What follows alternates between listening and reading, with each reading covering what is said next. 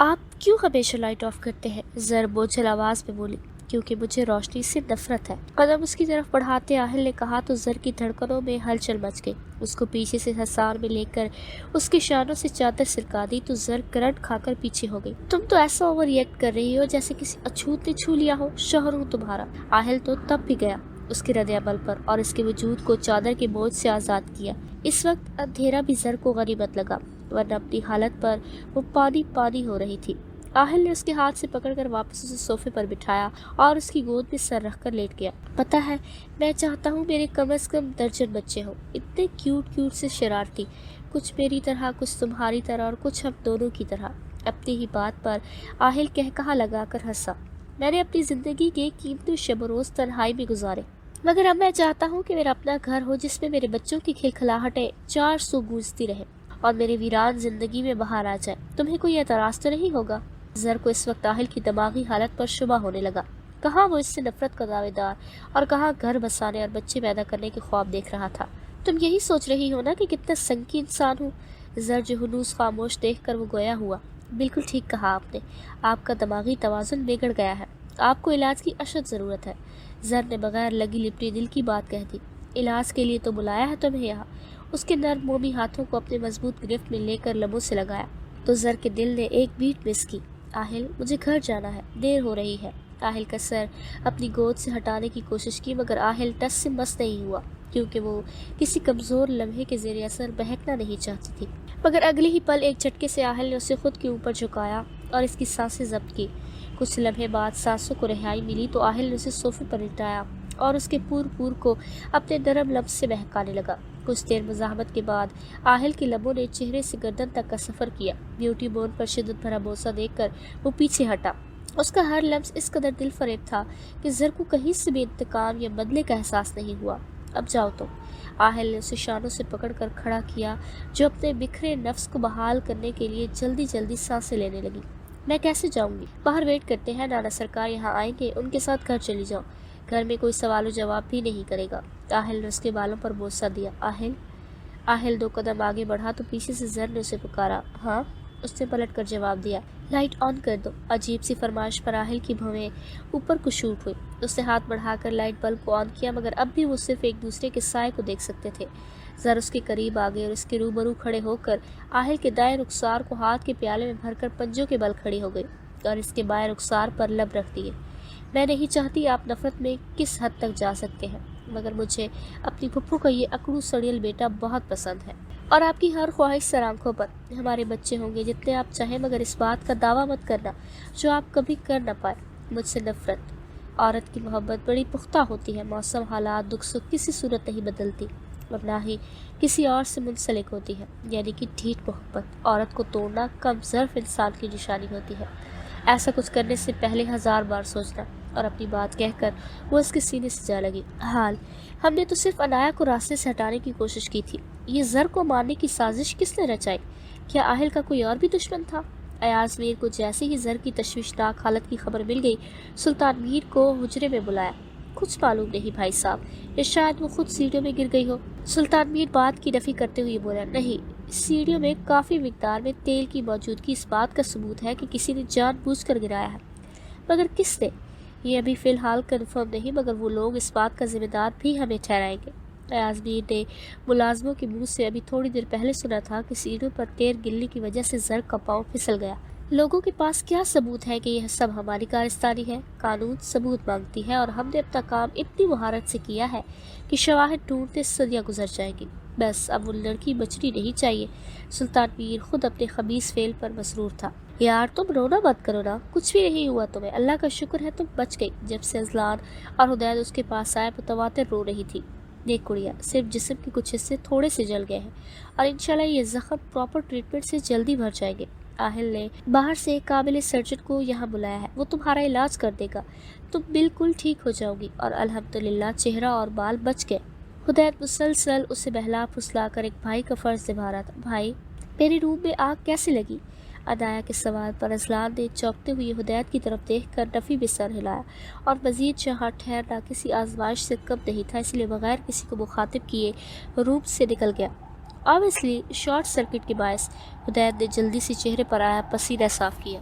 भाई, ये अजलान अब मुझे छोड़ देंगे ना? ऐसे आधी अधूरी लड़की को भला कौन अपनाएगा? अब भी मुझे दूसरी नज़र तक देखना गवारा नहीं किया। माजी की अजियतनाक यादों को भुलाकर अभी तो खुलकर जीने लगी थी मैं। मेरी किस्मत में ये कर्म मुसलसल क्यों लिखा गया है?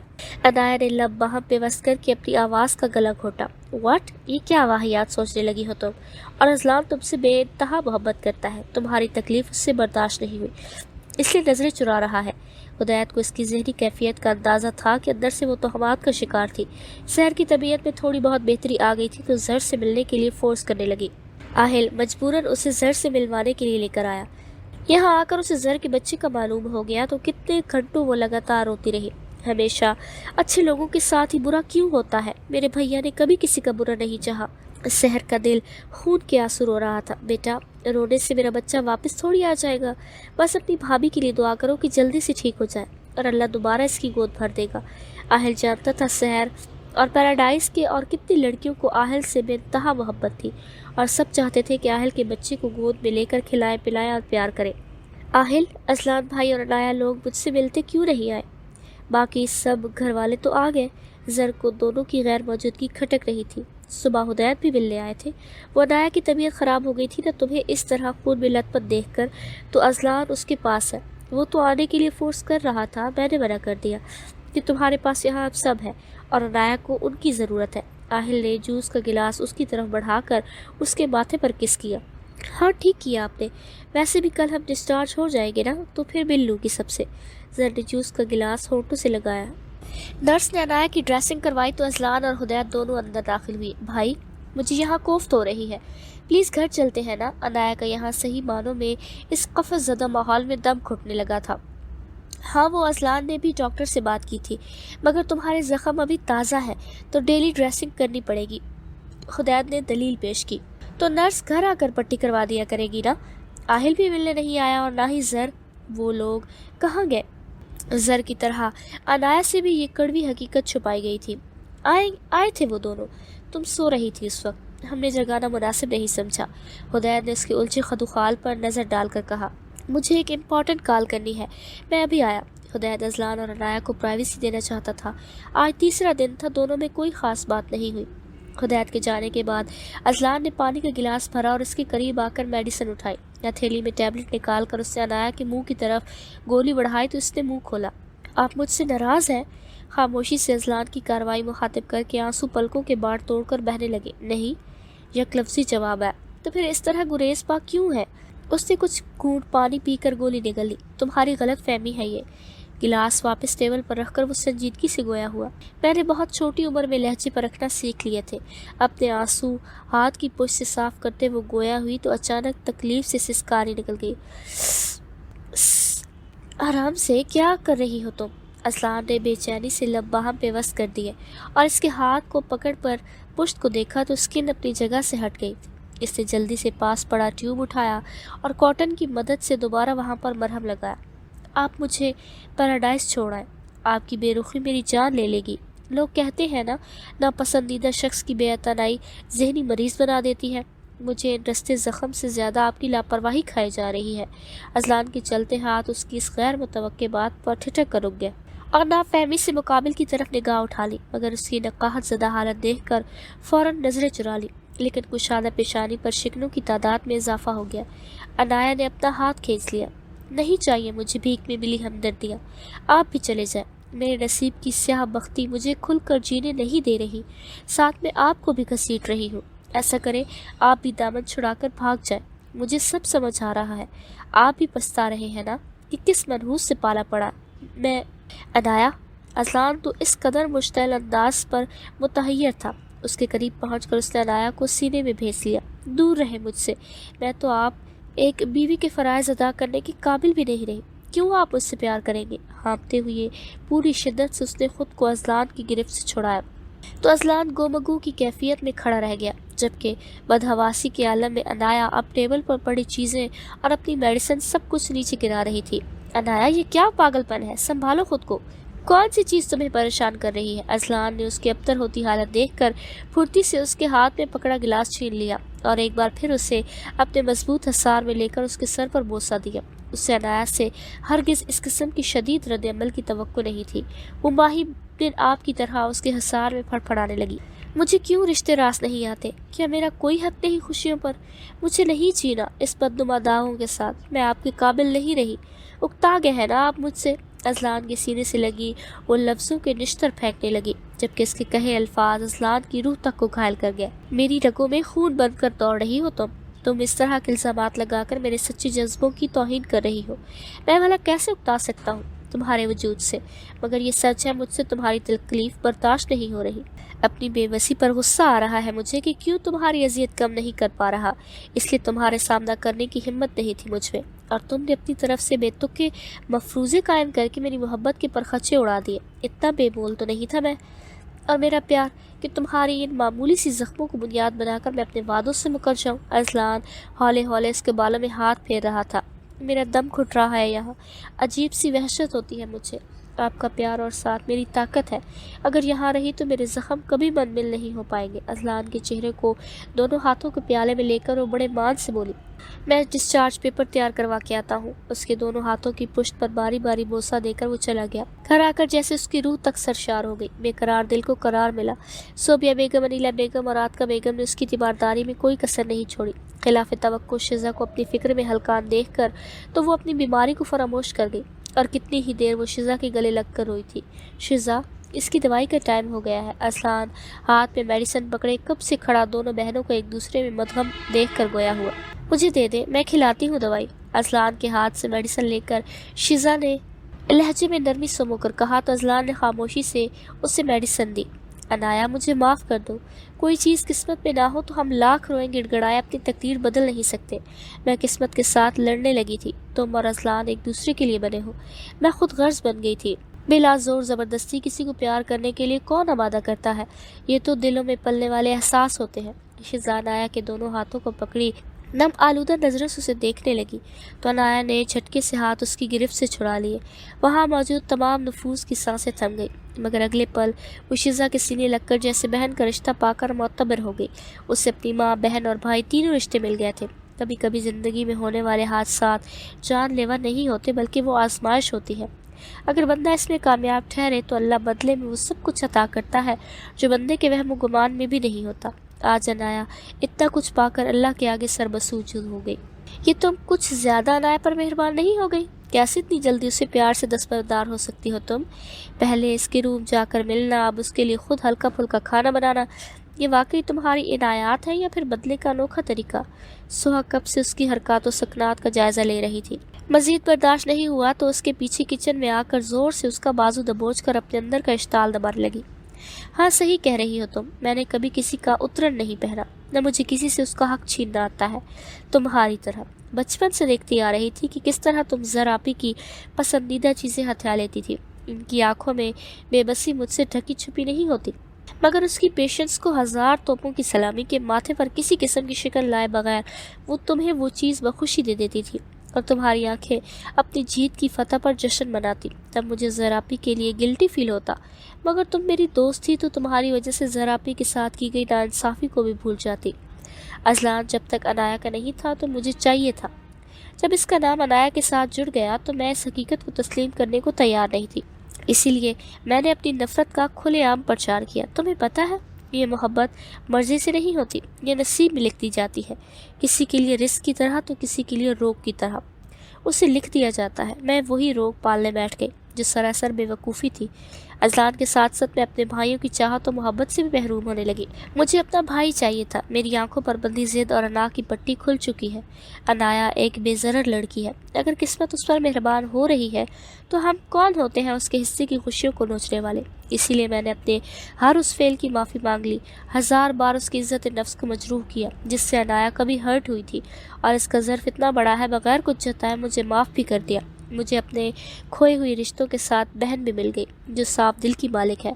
शिजा की बातें सुहा के दिल पर पर्चियाँ चलाने का काम कर रही थी। वो तो शिजा को अपना हमदर्द और अपना राजदार दोस्त समझती थी, मगर यहाँ तो वो बाकी सबके रंग में ढलने लगी।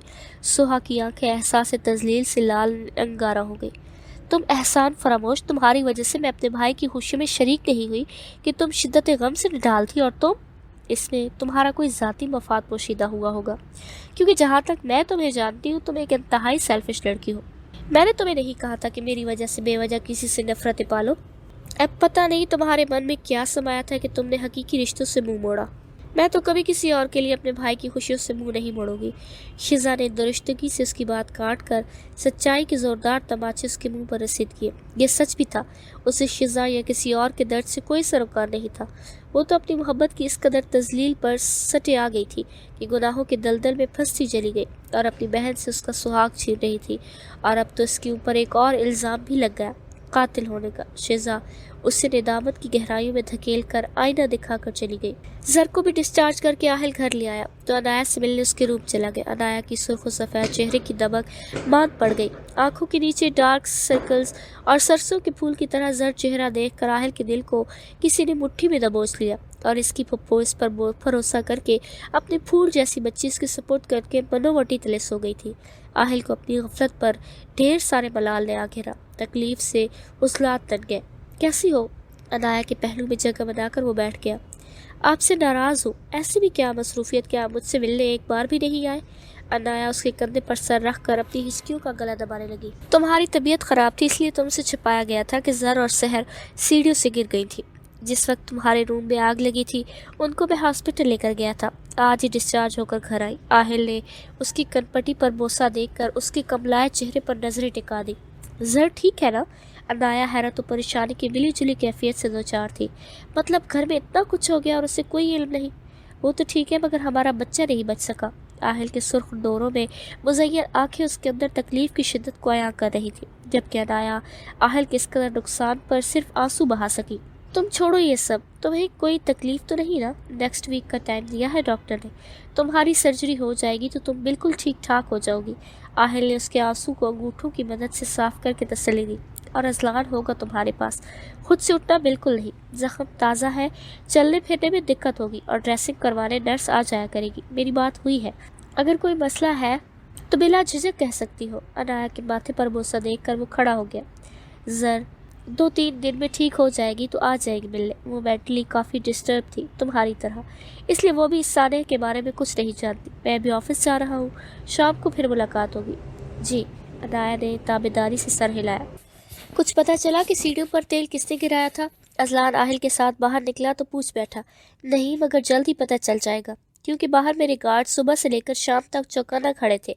उनके बयान के मुताबिक बाहर से कोई हवेली के अंदर दाखिल नहीं हुआ सिवाय ब्यूटिशियन के, और मर्द हजरात में सिवाय मेरी हवेली की दहलीज के किसी ने पार नहीं की। या तो ये हो सकता है कि हवेली की किसी मुलाजिम या मुलाजमा से ये काम करवाया गया हो, या फिर हवेली का कोई बंदा इन्वॉल्व हो सकता है। आहिल शशपंज में मुब्तला सारा मामला अजलान की गोशगुजार करने लगा। मुझे नहीं लगता कि हवेली की औरतों में से कोई इतना घटिया काम कर सकता है। बाकी मुलाजमीन तो काफ़ी वफादार है अपने मालिकों के साथ, तो इन पर शक किया जा सकता है, मगर हमें जल्द अज जल्द कोई सुराग ढूंढना है आहिल। हम नहीं चाहते कि दुश्मन हमें कमज़ोर समझकर इस तरह औची हटकर इस्तेमाल करे। अजलान खुद काफ़ी वरीड था। मैंने अपने एक दोस्त को इस मामले की जांच पड़ताल के लिए बुलाया है। इस तरह के केसेस हल करने में काफ़ी एक्सपर्ट है वो। अनाया के रूम में लगे आग की वजह सामने लाने में मददगार साबित हो सकता है। तुम आज घर पर रहोगे ताकि वो अपना काम बगैर किसी रोक टोक के अच्छे से सरंजाम दे, वरना हवेली वाले इसके रास्ते में रुकावट डालने की कोशिश करेंगे। आहिल गाड़ी के करीब पहुंचकर तो पलटकर अजलान की तरफ मोड़ कर देखा। ठीक है, आप बेफिक्र रहे, अजलान ने अपनी तरफ से उसे मुतमईन किया। अनाया को इस वक्त तुम्हारे सहारे और साथ की ज़रूरत है। मुझे यकीन है तुम उसे इस फेज से बाहर निकाल दोगे। तुम इसके महरम हो और रिश्ते का तकाजा यही है कि उसके जख्मों के बरहम बन जाओ। अजलान के कंधे पर हाथ रखकर वो बड़े वसूख से बोला, इंशाल्लाह। अजलान ने अपने कंधे पर रखे आहिल के हाथ पर अपना हाथ रखा। पिछले 3 घंटे से आहिल का दोस्त हाजिक कमाल अनाया के कमरे का जांचती नजरों से मुशाहिदा कर रहा था, कभी अंदर की तरफ, कभी बाहर, कभी खिड़की की साइड, और अपने हाथ में मौजूद पैड पर साथ साथ कुछ नोट करता रहा। अब वो आहिल, अजलान और हुदैत के साथ हुदैत के रूम में बैठा इन सबको चीदा चीदा नुकात बताने लगा। आप लोगों के मुताबिक जिस वक्त रूम में आग लगी थी तो वहाँ मौजूद अकेली गवाह ने इस बात का इंकशाफ किया था कि सबसे पहले खिड़की पर लगे पर्दों ने आग पकड़ ली थी। इस जगह का मुकम्मल मुआयना करने के बाद मैंने नतीजा खस किया है कि आग किसी शॉर्ट सर्किट की वजह से नहीं लगी, क्योंकि खिड़की के आसपास दूर तक बिजली का कोई कनेक्शन मौजूद नहीं और ना ही बिजली की कोई नंगी तार, और खिड़की के बाहर जलते چیزوں میں یہ لائٹر کا کچھ جلا ہوا حصہ بطور سراغ ملا ہے۔ حاذق نے ہاف جلی ہوئی لائٹر کا ٹکڑا آہل کو پکڑوایا۔ اور سب سے ضروری بات، روم میں موجود فرنیچر سے لے کر پردوں اور ضروری سامان تک تمام چیزیں جل کر خاک استر ہو گئی، مگر روم کی بجلی کا کنیکشن ابھی تک بحال ہے۔ روم میں واحد بچا ہوا بلب ابھی تک روشن ہے، تو مطلب صاف ہے کہ آگ کسی نے جان بوجھ کر لگائی تھی، اور یہ کام گھر کے مکینوں نے ہی کیا ہے، کیونکہ کھڑکی حویلی کے عقبی حصے میں کھلتی ہے اور وہاں جاتے ہوئے سروینٹس کوارٹر اور انیکسی سے گزرنا پڑتا ہے، جہاں درجن بھر ملازمین ہمہ وقت موجود ہوتے ہیں، اور باہر کا کوئی انجان آدمی اتنا رسک نہیں لے سکتا۔ وہ باری باری سب کے چہروں پر طائرانہ نظر ڈال کر بات کر رہا تھا۔ مجھے یقین تھا دشمن گھر میں ہی تاک لگائے پیچھے ہے، بس ہمارے تھوڑی سی لاپرواہی ان کو شے دے گئی۔ آہل نے مضطرب ہو کر کم پٹی کی رگیں سہلائی جو کہ پھٹنے کو تیار تھی۔ آپ کا بہت شکریہ، ہمیں آگے بھی آپ کی ضرورت پڑ سکتی ہے، اور میں امید رکھتا ہوں کہ آپ پوری ایمانداری اور لگن سے ہمارا کیس سالو کریں گے۔ آہل نے خوش دلی سے مصافحہ کیا۔ It's my duty. حاذق نے سینے کو ہاتھ رکھ کر سر کو خم کر کے مسکراہٹ آہل کی طرف اچھال دی۔ کچھ وقت زر کے ساتھ گزارنے کے بعد آہل نے آتکا کے روم کی طرف قدم بڑھائے۔ ہلکا سا نوک کر کے وہ اندر داخل ہوا تو اپنی مام کو جائے نماز پر بیٹھے خشوع و خضوع کے ساتھ بارگاہ الہی میں دعا کے لیے جھولی پھیلائے دیکھ کر وہ خاموشی سے ماں کے قریب آیا اور اس کی گود میں سر رکھ کر آنکھیں موند لی۔ دعا مانگنے کے بعد آتکا نے ہاتھ اس کے وجیح چہرے پر پھیر دیے اور کشادہ پیشانی پر لب رکھ دیے، پھر اس کے دائیں اور بائیں رخسار پر ممتا بھرا لمس چھوڑا۔ خوشیوں کی مدت اتنی کم ہوتی ہے، کیوں ہوتی ہے مام؟ ابھی تو میرے بچے نے سانس لینا بھی شروع نہیں کیا۔ میری زر تو ابھی ممتا کے احساس سے پوری طرح سیراب بھی نہیں ہوئی تھی کہ اسے انوکھی خوشی سے محروم کر دیا گیا۔ میں اسے دلاسا دے دے کر خود ٹوٹ کے بکھرا ہوں مام۔ آہل نے سختی سے لب بھیج کر اپنے کرب و اذیت کو باہر نکالنے سے روک دیا۔ اٹھو یہاں سے۔ آتکا نے اس کا سر اپنی گود سے اٹھایا اور جائے نماز ایک ہاتھ سے فولڈ کر کے اسے اپنے بیڈ پر لے آیا۔ وہ کسی کٹ پتلی کی طرح اپنی مام کے ساتھ حرکت کرتا رہا۔ کتنے دیر سے سوئے نہیں؟ آتکا اسے بیڈ پر لٹایا اور اس کے سر کے نیچے تکیہ رکھ کر اسے ماتھے سے بال ہٹائے۔ ساری زندگی کبھی سکون کی نیند نہیں سویا۔ پہلے آپ کے پاس آنے کے لیے تڑپتا رہا، پھر جب بڑا ہو گیا تو اتنی ذمہ داریاں چھوٹے کندھوں پر آ گئی کہ اس کی تکمیل کے لیے دن رات جاگتا رہا۔ اس کی اداس آنکھوں کی ویرانی دیکھ کر آتکا کے دل میں درد کی ٹھیس اٹھی اور آہل کے سر میں اپنی نرم انگلیاں پھیرنے لگی۔ آہل کے رگو پے میں سکون سرایت کرنے لگا۔ مام، زر کو میرے بغیر نیند نہیں آئے گی۔ مندی مندی آنکھیں کھول کر اس نے اپنے ماں کے شفیق چہرے پر دکھ کی پرچھائی واضح دیکھی۔ اس کی فکر تم مت کرو۔ آہل کی آنکھوں پر باری باری لب رکھ کر اسے ہر خوف سے آزاد کر کے اس کے ماتھے پر بنے شکنوں کو انگلی کی مدد سے ہموار کرنے لگی۔ تھوڑی دیر بعد روم میں آہل کی بھاری سانسوں کی ردھم گونجنے لگی تو آتکا نے اپنی گود میں رکھے اس کے ہاتھ کو نرمی سے اٹھایا اور اس کی پشت کو نرمی سے چھو کر اس کے سینے پر رکھا اور اس کے پیروں سے جوتے اتار کر تیل سے اس کے تلووں کی مساج کرنے لگی۔ کچھ اذیت ناک یادیں ذہن کے پردے پر دستک دینے لگی۔ جب آہل 4 سال کا تھا تو پورا دن گھر میں ادھر ادھر بھاگ کر خود کو ہلکات کرتا تھا۔ جب رات کو سونے کے لیے لیٹ جاتا تو پیروں میں درد کی وجہ سے روتا رہتا تھا۔ تب آتکا تیل سے اس کے تلووں کی مالش کرتی جس سے اسے بہت آرام ملتا تھا اور پھر ساری رات پرسکون نیند سوتا۔ آتکا کی دھڑکنیں سست پڑنے لگی تو جلدی سے وہاں سے اٹھ کر آہل کے پہلو میں آ کر بیٹھ گئی اور آہل کا سر تکیے سے اٹھا کر اپنی گود میں رکھ کر اس پر اپنا پیار لٹانے لگی، مگر ممتا کو قرار نہیں آیا۔ درد تھا کہ بڑھتا چلا جا رہا تھا۔ آنکھوں سے آنسوؤں کا سیلاب رواں تھا۔ بہت سفر کیا تھا اس کے بچے نے۔ ابھی رونے کی شدت میں اضافہ ہو رہا تھا کہ روم کا دروازہ کھلا اور زر چہرے پر دنیا بھر کی تھکان لی اندر آ۔ پھپھو، آہل۔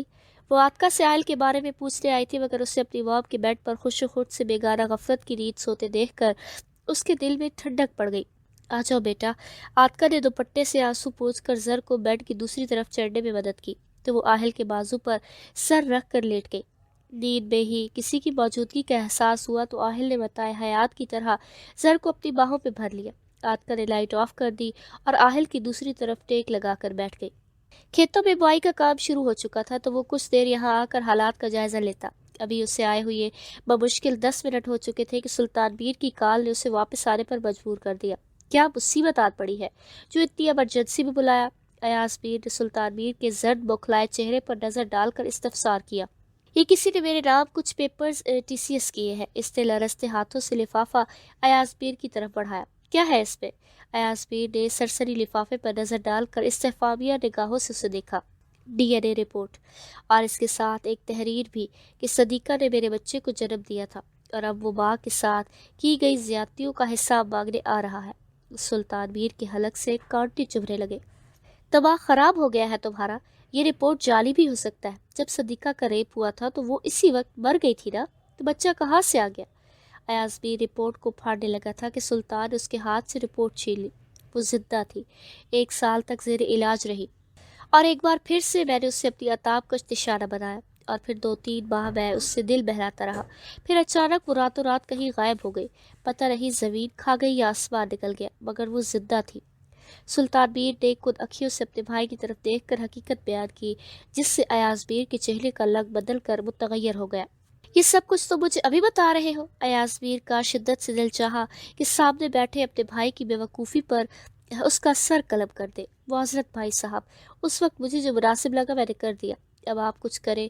وہ انسان گھر تک پہنچ گیا ہے تو مطلب ہمارے برے دن شروع۔ سلطان میر کے کانوں کے خطرے کی گھنٹیاں بجنے لگی۔ کوئی ہمارا بال تک بھی کا نہیں کر سکتا، برسوں پہلے جو ہوا تھا اس کے ثبوت بھی خاک ہو چکے ہوں گے۔ اگر بچہ بھی ہے تو کیا اکھاڑ لے گا؟ بس کچھ لے دے کے معاملہ رفع دفع کر دیں گے۔ ایاز میر اپنی طاقت کے نشے میں بس خود سے حساب کتاب لگائے بیٹھا تھا، مگر اوپر بیٹھے قہار الجبار ساتھ اس کی رسی کھینچنے والا تھا۔ کم آن، آہل نے کیپر سے ٹائی نکال کر مصروف انداز میں دروازے پر نوک کر کے اس کو اندر آنے کی اجازت دی۔ آپی، آپ کے لیے ہلدی والا دودھ بنا کر لائی ہوں، فٹافٹ پی لے۔ شزا دودھ کا گلاس بھر کر لائی تو زر ٹیڑے منہ بنا کر کمبل میں گھسنے لگی۔ آہل بھائی، آپ ذرا ہیلپ کر دیں۔ پھپھو بول رہی تھی کہ ہلدی والے دودھ کے بڑے فائدے ہیں، اسی لیے اپنے چھوٹے چھوٹے ہاتھوں سے اسپیشل ان کے لیے بنا کر لائی ہوں۔ اب آپ ہی پینے سے انکار کرے گی تو میرے پورے 2 منٹ کی محنت ضائع ہو جائے گی۔ شزا نے پٹر پٹر کر بولنا شروع کر دیا تو آہل نے پہلے اس کے ہاتھوں کی طرف دیکھا جو کہیں سے بھی چھوٹے نہیں لگ رہے تھے، اور پھر 2 منٹ کی مشقت پر تو اس کی آنکھیں حیرت سے مزید پھیل گئی۔ یہ تم دونوں بہنوں کے آپس کا معاملہ ہے، مجھے کیوں بیچ میں گھسیٹ رہے ہو؟ آہل نے لاپرواہی سے کندھے اچکا کر ٹائی باندھ کر پرفیوم اٹھایا اور خود پر اسپرے کرنے لگا۔ ہائے آپی، حد ہو گئی، تھوڑی سی بھی مروت دکھاتے تو ناک چھوٹی ہو جاتی ان کی۔ یہ ایسے کڑوے کسیلے کیوں ہے؟ ہم مانتے ہیں ہم کے پرسنالٹی کافی اٹریکٹیو ہے، بٹ اس کا مطلب یہ تھوڑی نہ ہے کہ اب گھر گھر والوں کو بھی ایٹیٹیوڈ دکھائے۔ شزا نے ناک منہ چڑھائی اور زر کے اوپر سے کمبل کھینچ لیا، جبکہ آہل اس کی کینچی کی طرح چلتی زبان دیکھ کر صدمے سے دوچار تھا۔ ایکسکیوز می، آہل نے انہیں سکیڑی۔ شزا، زر نے اسے تنبیہی نگاہوں سے گھورا۔ اب لیکچر چھاڑنے مت بیٹھ جانا، یہ دودھ پی لے جلدی۔ شزا جیسے ہوا کے گھوڑے پر سوار تھی۔ زر نے گلاس پکڑ کر ایک سانس میں دودھ ختم کر کے گلاس زور سے ٹیبل پر پٹخا۔ پی لیا دادی اماں، خوش؟ گڈ۔ وہ جانے کے لیے مڑی، پھر کسی احساس کے تحت 2 قدم کا فاصلہ بٹا کر آہل کے قریب آئی۔ جواب مکمل تیار ہو کر کلائی میں گھڑی پہن رہا تھا۔ اس دن آپ کے منہ سے پھپھو کے موم لفظ سن کر ہمیں کافی عجیب لگا۔ حقیقت کیا ہے ان سب کے پیچھے میں نہیں جانتی، لیکن جب سے آپ یہاں آئے ہیں ایک انجانی کشش ہمیں آپ کی طرف کھینچ رہی ہے۔ وجہ جاننے سے ہم خود قاصر ہیں، مگر وہ انسیت بے وجہ نہیں تھی۔ میں اپنی پھپھو سے بےحد پیار کرتی ہوں، اور اب مجھے اپنی پھپھو کا بیٹا اور اپنی بہن کا شوہر اتنی ہی عزیز ہے۔ تو اب آپ جلدی سے مجھے حق کر کے مجھے یہ یقین دلائے کہ واقعی آپ کے ساتھ ہمارا خود کا رشتہ ہے۔ زر آہل کے چہرے کے آثار اور اتار چڑھاؤ کو دیکھ کر محظوظ ہو رہی تھی، کیونکہ کافی عرصے بعد شزا واپس اپنے ٹون میں آ چکی تھی، پہلے کی طرح کھلکھلاتی، محبتیں بکھیرتی اور سمیٹتی ہوئی۔ دور رہو۔ شزا کو اپنی طرف بڑھتے دیکھ آہل 2 قدم پیچھے ہوا۔ آہل، زر نے بہت پیار سے اسے پکارا تو آہل نے اسے ایک تیز گھوری سے نوازا، جس پر زر اور شزا کا کہا بے ساختہ ہوا۔ سو سویٹ آپی۔ شزا کو اس کی صدا پر ٹوٹ کے پیار آیا۔ ویسے آپی، آپ کو ان آدم بیزار شخص میں کون سی چیز اچھی لگی جو آپ دل دے بیٹھی؟ سوائے اکڑ کے مجھے تو کچھ خاص نظر نہیں آیا۔ شزا اب باقاعدہ آہل کی ٹانگ کھینچنے لگی۔ مجھے آہل کے نام سے لے کر اس کی شخصیت کی ہر خوبی اور خامی سے محبت ہے۔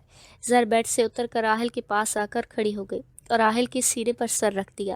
کیا قسمت پائی ہے انہوں نے قسم سے، ہمارے خاندان کی سب سے حسین دوشیزہ کو قابو میں کیا ہوا ہے۔ آپی، آپ کو یاد ہے وہ خالہ رضیہ کا UK پلٹ ہونہار پوتا جو آپ کو حمدہ کی شادی میں دیکھ کر ہوش و حواس کھو بیٹھا تھا؟ اور شزا، زر نے جلدی سے اسے روکا۔ 1 منٹ، ذرا بتاؤ تو مجھے یہ خالہ رضیہ کے پوتے کا کیا قصہ ہے؟ آہل نے جلدی سے زر کو خود سے دور کرتے جلتے بھنتے تفتیشی انداز میں پوچھا۔ یہ تو جب میں 12ویں جماعت میں تھی تب کی بات ہے، یہ شزا جان بوجھ کر آپ کو زج کر رہی ہے۔ زر نے آہل کے ماتھے پر ناگواری کے تاثرات دیکھ کر معاملہ رفع دفع کرنا چاہا۔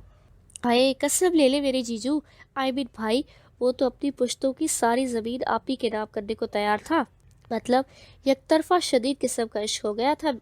ابھی تک آپ ہی کے انتظار میں مجنوں بن کر کوارا گھوم رہا ہے۔ اگر اسے آپ ہی کی شادی کا پتہ چل گیا تو؟ شزا سنجیدگی کا لبادہ اوڑے آہل کو تپا رہی تھی اور وہ تپ بھی رہا تھا۔ شزا بس کرو تم، کیا اول فول بک رہی ہو؟ زر آنکھوں میں واضح خفگی لے کر اسے گھور رہی تھی۔ اور تو اور آپ ہی کی وجہ سے ہمیں بھی وی آئی پی پروٹوکول ملتا تھا وہاں۔ اگر آج وہ ہمارے جیجو ہوتے تو ہمارے تو وارے ڈیارے ہو جاتے۔ یہاں تو لوگوں کی اکڑ سے گردن ہی نہیں جھک رہی۔ زر کو اب حقیقی معنوں میں پچھتاوا ہو رہا تھا کہ شزا کو بھگایا کیوں رہی۔ شزا تو ابھی تک یہاں ہو، کب سے تمہارا کچن میں ویٹ کر رہی ہوں۔ تمہیں زر کو دودھ دینے بھیجا تھا نا، ادھر انایا کے لیے بھی تیار کیا ہے، جا کر اسے پلا دو۔ آتکا کی آمد پر زر نے تشکر بھرا سانس بھرا۔ یہ دودھ آپ نے بھیجا تھا؟ آہل نے آتکا کی طرف سوالیہ نگاہوں سے دیکھا۔ ہاں کیوں؟ تو مطلب یہ شزا نے مشقت اٹھا کر اپنے چھوٹے چھوٹے ہاتھوں سے خود تیار نہیں کیا تھا؟ آہل کے قدم شزا کی طرف اٹھنے لگے تو شزا کی جان لبوں پر آئی، کیونکہ دودھ پلانے کے چکر میں پچھلے 5 منٹ سے اس نے اناب شراب بول کر آہل کا دماغ کی دہی بنا ڈالی تھی، اور آہل حساب میں باغ کرنے والوں میں سے تھا۔ یہ اتنی سگڑ کب سے ہو گئی؟ ابھی تک تو خود اٹھ کر کبھی پانی تک نہیں پیا۔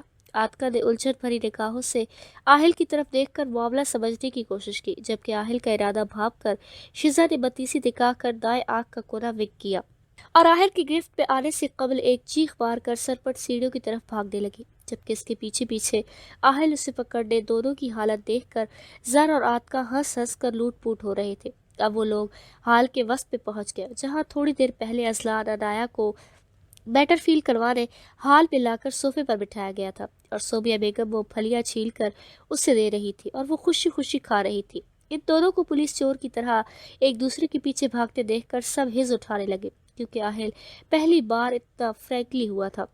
آہل بھائی، میں حلف کرتا ہوں اس چھپکلی کو پکڑنے میں۔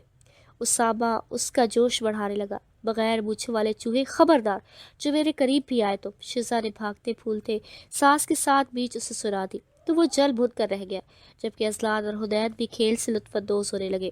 شزا صوفوں کے گرد طواف کر کے تھک گئی تو کبھی حدید تو کبھی ازلان کی طرف مدد طلب نظروں سے دیکھنے لگی، مگر دونوں نے ہری جھنڈی دکھا دی۔ مرو تم لوگ، اگر میری بہن اب چل پھر سکتی تو تم لوگوں کو سبق سکھاتی۔ شزا نے انایا کی طرف ہوائی کس کی۔ آتکا زر کو نیچے لے آئی تو شزا کی آنکھوں کی چمک بڑھ گئی اور زر کی پشت پر پناہ گزین ہو گئی۔ بچاؤ آپی، خشک سانسوں سے وہ مشکل بول پائی۔ چھوڑ میری بیوی کو ڈرامہ کوئن، جھوٹی۔